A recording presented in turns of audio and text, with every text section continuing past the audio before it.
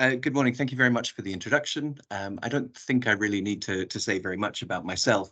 One thing I feel I do need to say, though, is something of a disclaimer. If you were drawn to this session by the very positive, wonderful, beautiful description of the session, I'm afraid to say it was actually written by ChatGPT. I don't think I'm particularly brilliant. I don't think I have vast knowledge and experience. I do know something about ChatGPT, and I do know something about how I think it will have some quite profound implications for how we teach and how our students learn at university.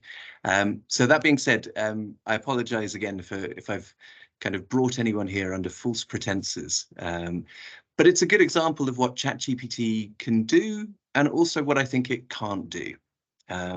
So what it's done is it's produced this wonderful piece of text that's, very enthusiastic. It's been very nice about me, but it does have a truth problem. But perhaps I'm getting ahead of myself. We'll come back to that a little bit later. Before we do, and before we get into the workings of ChatGPT and its implications for teaching, there's something of a guiding metaphor for the session this morning.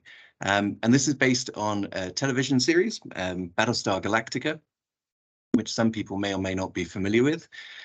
If you are unfamiliar with Battlestar Galactica, essentially a form of artificial intelligence in the form of the Cylons were created by man in order to do different things for them.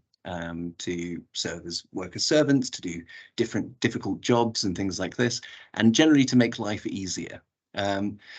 Unfortunately, as is often the case in sci-fi, there came a point where the Cylons rebelled, and they promptly served to wipe out most of the human race. Now, hopefully ChatGPT is not going to do that for us, but I think it's quite useful as a guiding metaphor because it sums up the positions that people have already taken in relation to ChatGPT.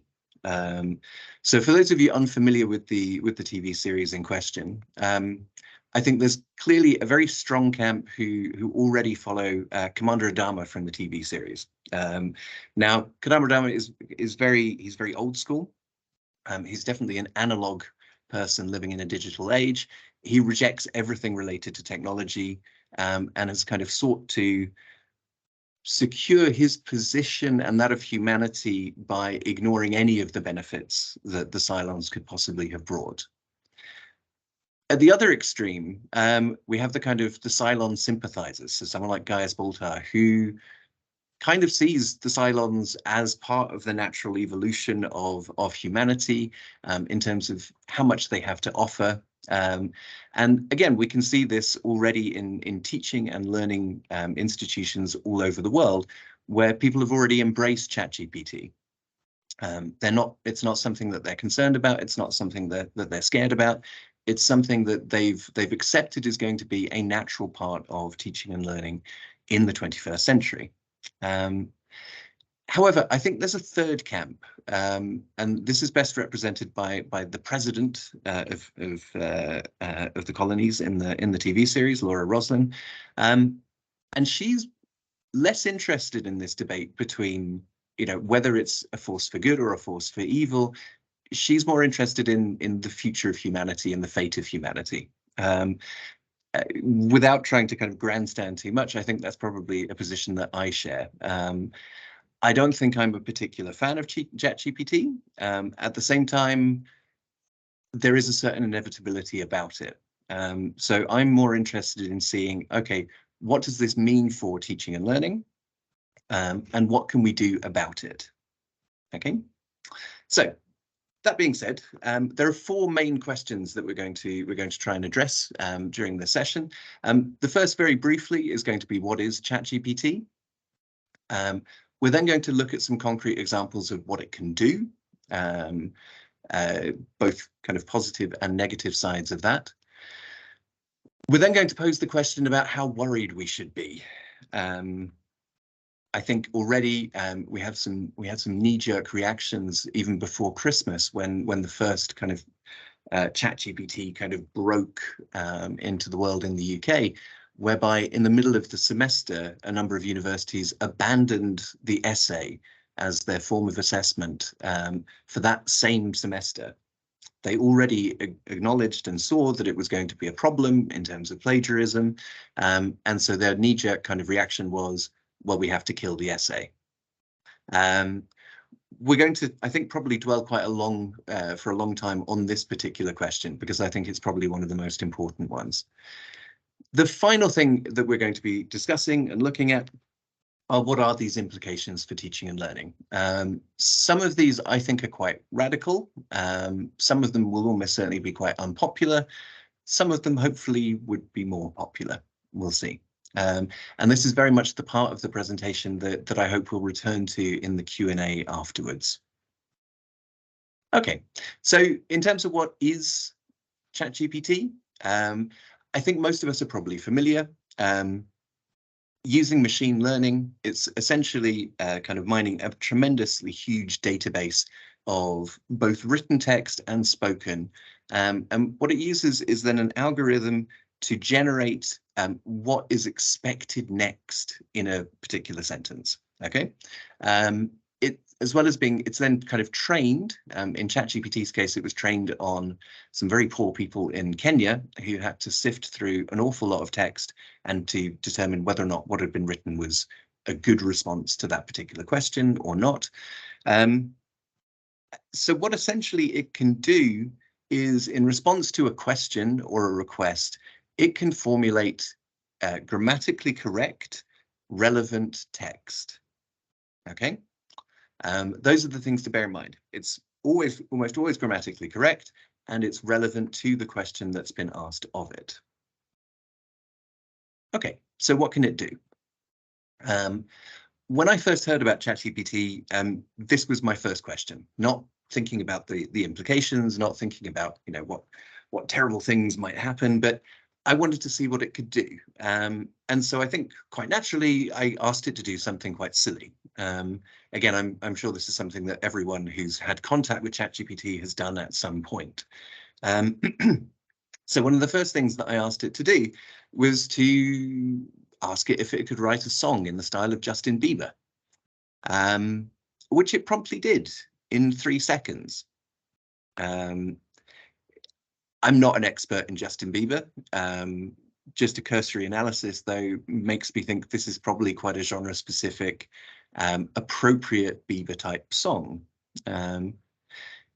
Having seen what it could do in English, I thought, well, I wonder what it could do if I asked it a question in a different language. And so I asked it for a song in the style of Marek Gruchuta. Now, this song is not a Marek Gruchuta song.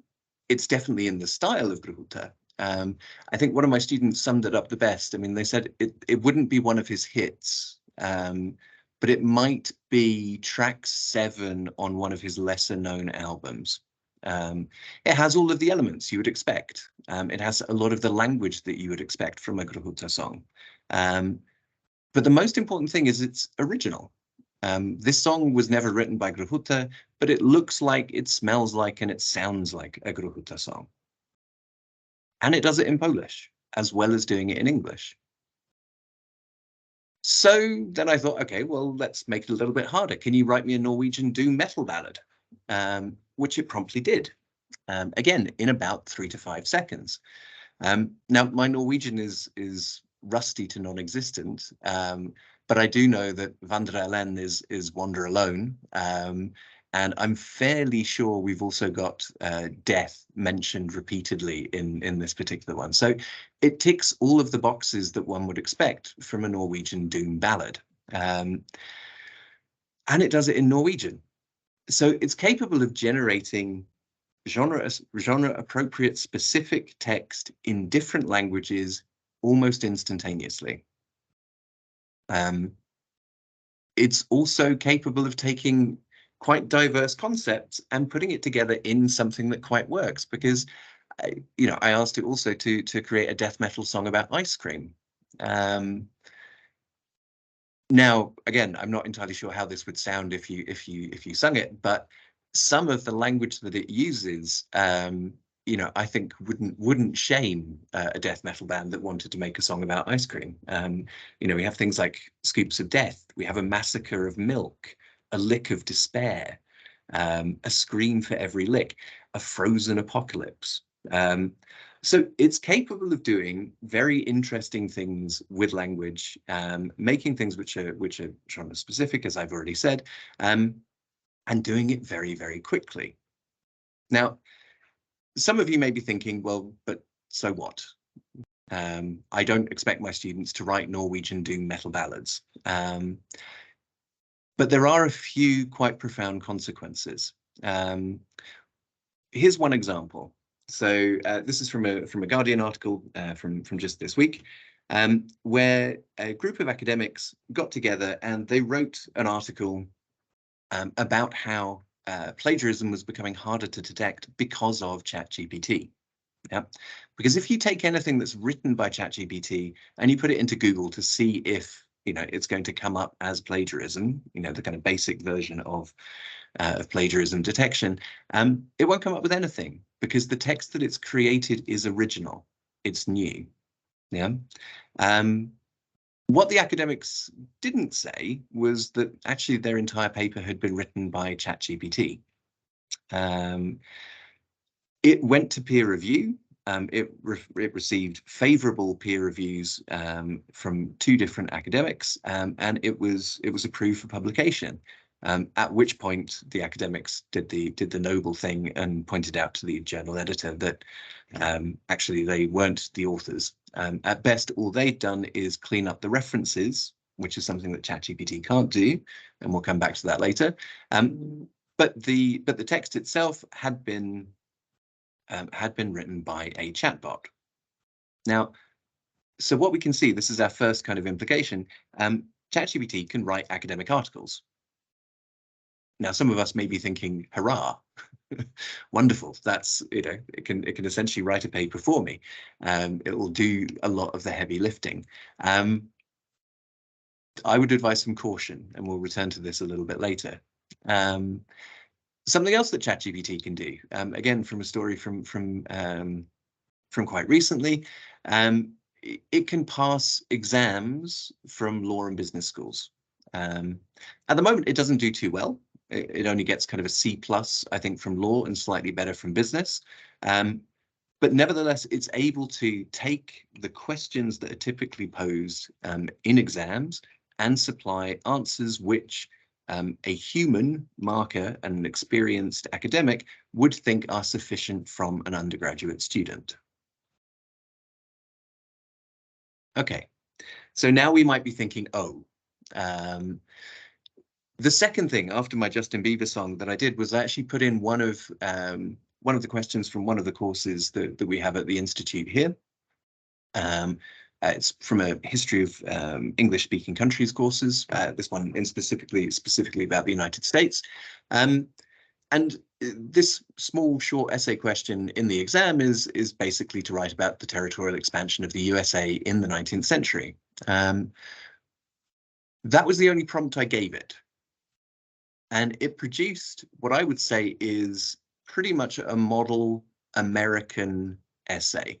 Yeah, the kind of 3-paragraph essay, where in the introduction, it says, I'm going to talk about these 3 things because these are the 3 most important things. You then have a paragraph for each of those factors, which it discusses, and it goes away and it's looked up those relevant aspects. So we've got things like the Louisiana Purchase in 1803. And then it comes back to those 3 aspects in the conclusion and sums it up quite, you know, quite aptly and quite appropriately. Now, is it poetry? No.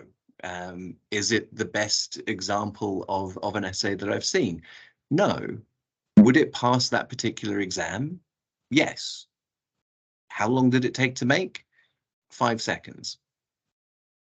Okay, so if we're asking questions, if we're asking essay questions, which are fairly generic, which have been asked before, which are things which there is a data set out there that ChatGPT can draw on in order to create its text, it can do it quicker and faster than our students can, and it can do it in a way which would be good enough to pass an exam. Okay, another example. In what feels like a previous life, I also studied philosophy. One thing I hated was Donaldson's concept of anonymous monism. I asked it, can you explain it? And it can. It's a fairly straightforward explanation. It does use, to a certain extent, the terms that you're asking it to define in its definition.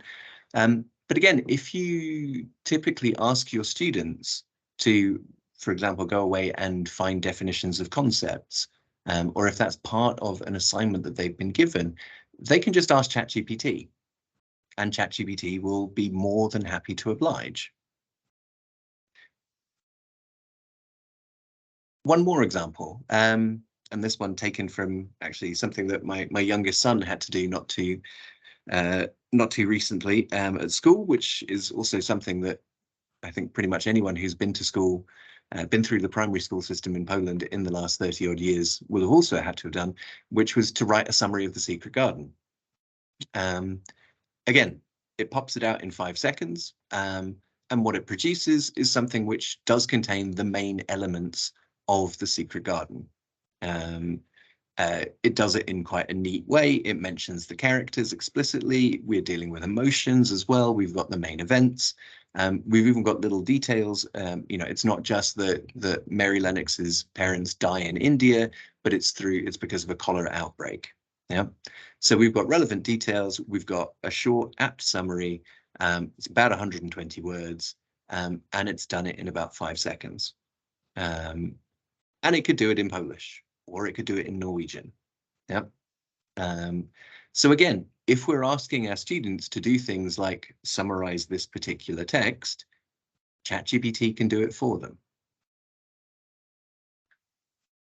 One more example, if we're asking them to produce, for example, an abstract, or we're asking them to write an MA thesis.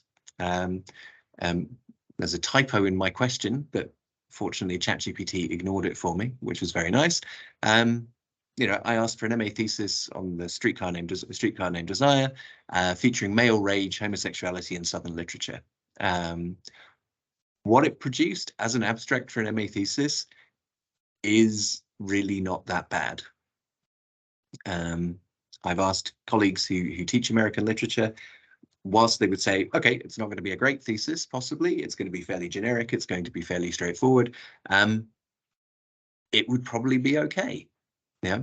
And the language that it's using as well, from my perspective as someone who works in English philology, it's using all of the right terms. Yeah. It's also highlighting some aspects of methodology because it's talking about close textual analysis. It's claiming that it's offering a fresh perspective. We've got patriarchal rage and toxic masculinity. There's lots in here which you would expect to find in an abstract for an MA thesis. So this raises the question, well, but can't we check? So if we've asked students to do these kinds of things, if we've asked them to do this kind of work, surely we can check. Yeah, we have the anti-plagiat system at OYOT. What if we put it through there? Surely it's going to come up and show that it's the work of ChatGPT.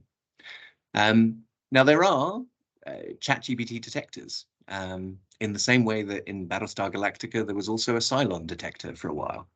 The problem is ChatGPT evolves and will evolve.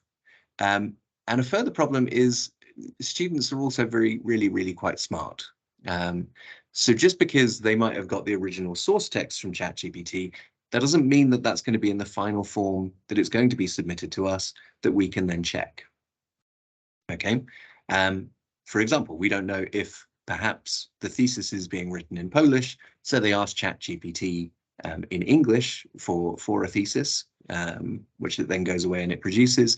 They then use Google Translate to translate it into Polish, and then they go through, tidy up the language, and they have a thesis that's been written in a fraction of the time and with a fraction of the effort that it would take them to write it themselves. This is one other thing about ChatGPT detectors at the moment. They're relatively reliable if the text that you're giving them is long enough, and so they can more or less do a good job in terms of saying that, again, this text was probably written by ChatGPT or with the help of ChatGPT. It gets more complicated if the source text is not in English, because at the moment, and again, I'm sure this will change and this will evolve. If you put a text that's been written in Polish into a ChatGPT detector, it will say, no, this was written by a human.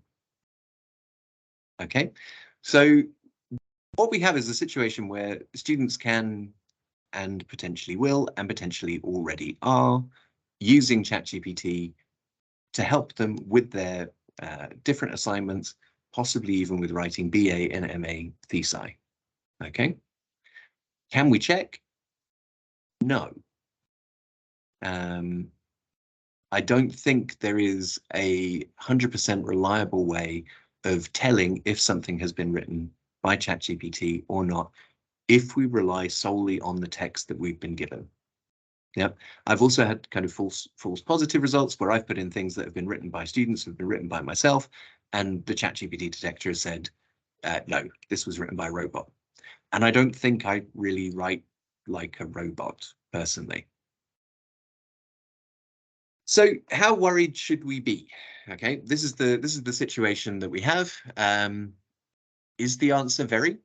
Should this be a moment where we're welcoming our new AI overlords and we're accepting that really the future of academia is being reduced to checking things that have been written by a chatbot?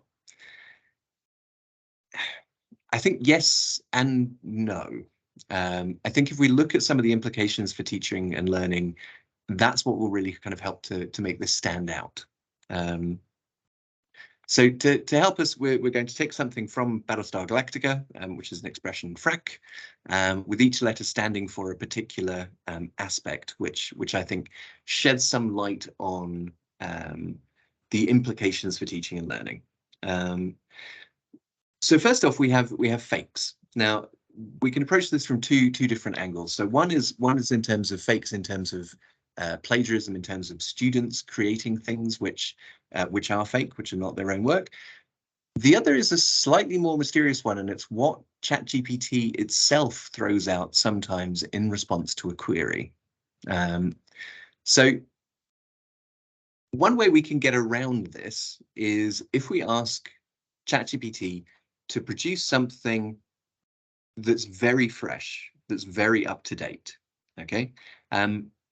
As an example, I asked it to produce a review of Prince Harry's autobiography, Spare, and this was the response that I got. Basically, this book doesn't exist, according to ChatGPT. Why? Because it was only published last year. Okay. Anything that's more than 2 years old is in ChatGPT's database. Yeah. That gap will close. I don't think it will ever be, completely up to date, just because the processing power and the computing power would be ridiculous. In terms of the amount of text that humanity is generating, essentially every year, it seems to be the equivalent of everything that's been written since around 1000 BC. So that I don't think we're ever going to kind of completely catch up. But if what we're asking students to do is based on the most up-to-date research or the most pressing or current issues, ChatGPT can't help. Yeah. That's one thing. We're going to come back to that in a second. The other thing is ChatGPT is very obliging. It really wants to help. And as part of something, because a friend of mine runs a tour guide to Krakow, and I was a bit worried that perhaps his kind of future work might be under threat, because ChatGPT could presumably write an entire guidebook to Krakow without really trying. You could churn one out in the space of a couple of hours, covering all of the major sites in Krakow. And I wanted to see how good it was. So I asked it to write a guidebook entry to Podbaranami in Krakow. And what ChatGPT produced was in some respects, a perfect guidebook entry. Yeah. Again, the language, it might be slightly generic in terms of what it's focusing on, but we've got lots of things. We've got, you know, the traditional Polish cuisine with a modern twist. We've got must try dishes. We've got friendly and attentive staff. And so again, it looks like we've even got a COVID warning at the bottom. Yeah. So it looks just like a guidebook entry to Kraków. The issue is none of it is true. If you go to Podbaranami and you're hoping for food, the best that you might get is a toasted cheese sandwich. You're not going to get the wild game dishes and the hearty soups that are promised here. And the reason is that ChatGPT kind of assumes that if you're asking for this, then it must be something that is actually real. Yeah, it has a truth problem. It has a problem with not only identifying if something is true, but also in terms of being truthful itself. ChatGPT very rarely says, "I'm sorry, I don't know anything about Podbaranami." Instead, ChatGPT says, "Okay, well, you want a guidebook entry, I'll write you one." And so it's a work of fiction. So in terms of the implications I think this has for teaching and learning, wherever possible, we are wanting to give students things which require them to engage in fact-checking themselves. So whether that's by giving them a set of factors to consider, of which some are not going to be relevant, and so you're almost making a trap for your students, and because then if they just feed it into ChatGPT, it's going to turn out gibberish, or it's going to come up with a, you know, with a complete work of fiction. Or something else that we can do is asking them to reorder things, because again, ChatGPT is very good at generating text. Yeah, that's what it does. What it's not very good at is analyzing and looking at a set of facts or a set of data and making decisions as to which is the most relevant or the most important for a particular issue. So to give you an example, I've asked ChatGPT to provide a summary of the main events of Macbeth. It can do it just like that. And it mentions all of the main things that you would expect in a summary of Macbeth. And so I thought, okay, well, how about a timeline? And so I asked it to produce a timeline of events in Macbeth. And again, it goes away and it does that. But if you give it the events from the timeline from Macbeth and you say, can you put these events in order? It says no. Okay. If you give them these events from Macbeth and you say, which of these are the most important, it can't do that. Yeah, it doesn't have an opinion. It doesn't have a dog in that particular fight. If you give students a whole list of different events from Macbeth, but you also put in one or two from Hamlet, and you say, can you put them in order? ChatGPT, if it wanted to produce a summary, or if it just wanted to mention all of these things, would mention all of those things, but it wouldn't know that some of those events are from Macbeth and some of those events are from Hamlet. Okay, so far we've got two things, or two ways in which we can kind of address our written assignments, and we can kind of take the things that we already ask our students to do, or we traditionally ask our students to do, and we can future-proof them possibly for a while when it comes to ChatGPT. So we can make sure that whatever we're asking them to do is very fresh, it's very novel, it's something that hasn't been done before, and we can ask them to critically engage. So to take things, to reorder, and to throw in some red herrings or some distractors. I think at best that's a stopgap. ChatGPT is changing, it's evolving, it's developing, and it will continue to develop. The way that machine learning works is the bigger the database, the more input, the more training that it has, the better it becomes. More people use ChatGPT now than many other kind of social media applications. It's one of the fastest growing computer applications in the world. I think it got to within its first 3 months, it got to the same number of users as, for example, Twitter did in the first 2 years of its existence. So it's going to continue to get a lot better, and that's going to happen quite quickly. Whether or not it's going to be able to tackle these two kind of innovations that I've suggested, I'm not sure. My suspicion would be yes, it will. So what does that mean for assessment? I think it's quite profound, and I think there are some things that we really do need to consider, both individually in terms of our teaching, but also as a university as a whole. I think the best response and the most logical response to ChatGPT and its role in academia is to move away from summative assessment. Now, I don't mean to abandon it completely, but what I mean is I think we should be using more continuous assessment, we should be using more formative assessment, and we should also be using something called ipsative assessment. Just very briefly, I mean, ipsative assessment is gauging where a particular student is at the beginning of a course, and then seeing where they are at the end of the course and seeing how they've developed. Yeah, so we're looking to see how much individual progress they have made. Yeah. Now, if a student is using ChatGPT at the beginning of the course and at the end of the course, there's going to be no development. Yeah. But I think continuous, ipsative, and formative solve a lot of the problems that ChatGPT raises. Yeah. If we don't have all of our eggs in one basket in terms of producing an essay at the end of the academic year, at the end of the semester, if we're not relying on short answers to things, if we're not getting students to write summaries, then to be honest, ChatGPT can't help students, so students won't use it. Yeah. I think as part of this, we need to move more towards competency-based teaching and learning and assessment. Because again, if we're looking for particular competencies, and if our assessment is closely linked to those competencies, that's something that students can't turn to ChatGPT for to help them. Yeah. And the last implication, I think, is really connected with knowing your enemy. So in Battlestar Galactica, when the Cylons first arise, they're a bit like they are on the left-hand side here. They're just for domestic tasks and things like this.